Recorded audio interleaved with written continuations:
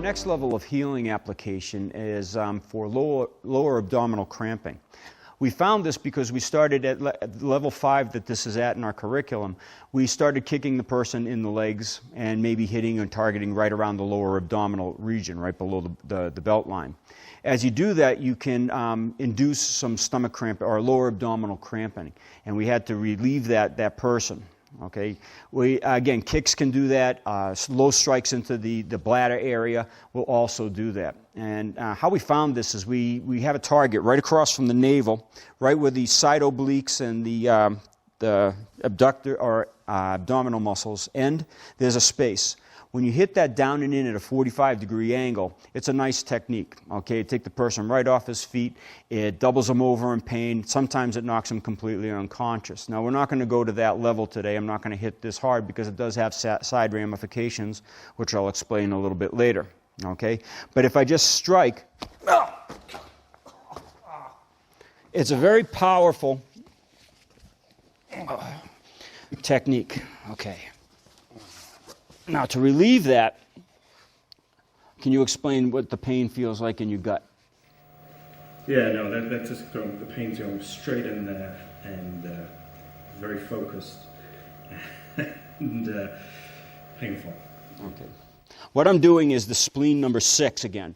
I told you this would come up on a lot of different recipes, and it does. I'm going to first start to try to reduce the feeling that it's in his abdomen by stimulating the nerves on his ankle by pulling down toward the ankle bone. I would do this 30 to 60 times on both sides. Could you extend the other leg? It's relieving the stress as well.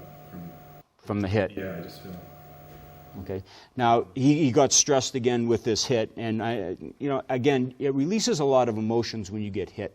Okay, first is that shock of pain, the dysfunction. Fear follows because, okay, I'm dysfunction. Will I ever get well again? This is the kind of thinking that goes on when you get these Kyusho attacks. It's not physically damaging, but what it does is it does cause these emotional aspects and these qualities from the dysfunctions. So that's why we need to use these to calm the body down, to get it into a more relaxed and balanced state. Now, after the 2 spleen 6s, could you roll this pant leg up a little bit more? There's a pressure point called spleen number 9. It's right where the knee forms a V. You want to massage this also, and you massage this down and in toward the foot again. Now, because I hit him a little bit better than I thought I was going to hit him, okay, I'm going to do a little bit of time on him to relieve this, and I'll explain again why later. And that's painful. It's very sensitive. Yeah, very sensitive. Sometimes pressure points, if a person needs healing on a particular pressure point, that particular pressure point or nerve underneath the pressure point will be hypersensitive. Now, you could do this over clothing. You don't need to roll it up, but for the camera's sake, it's good to show these points. Again, spleen 9, right where the knee comes down at a V. We want to massage this down toward the ankle. Good. After 30 to 60 times on both sides, I then come right up to the large intestine 4. Again, this is almost like the spleen 6. This is a very versatile point. If you pick up any acupressure book or acupuncture book, you'll see a lot of recipes that they have as well using this large intestine number 4.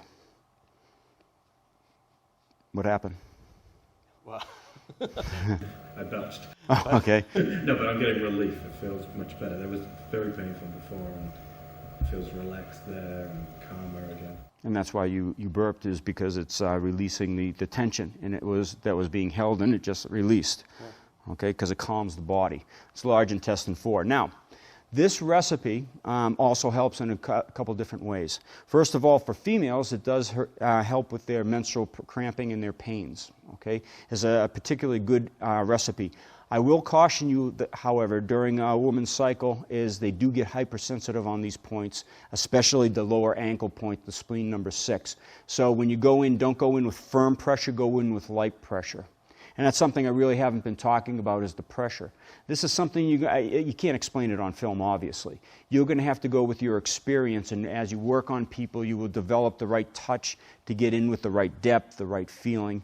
But again, that also helps your martial art, because you know how deep you have to go in, or how you have to penetrate, or how you have to separate the muscles to find these nerves. Again, that yin-yang duality. Now this technique, the one I hit Jamie with, I didn't hit him too hard. Okay, but when you do that, sometimes a person can get dysfunction. A male could get some dysfunction that goes with that. So we do have a recipe that we're working on now. We haven't really tried it on as many people as we'd like before we say this is a definite healing technique. But for the case of ED, this can help. But we do everything in the reverse pattern. Okay, we don't drain away from the body. We push the energy in. Okay, so again, this is something that we're investigating right now. We had a couple of very good results, but not enough to say that this is a definite recipe that will help in this situation. And again, how much money does people spend on the drugs for that situation, or the menstrual cramping, or even lower abdominal pain? This is an invaluable technique, as is the others.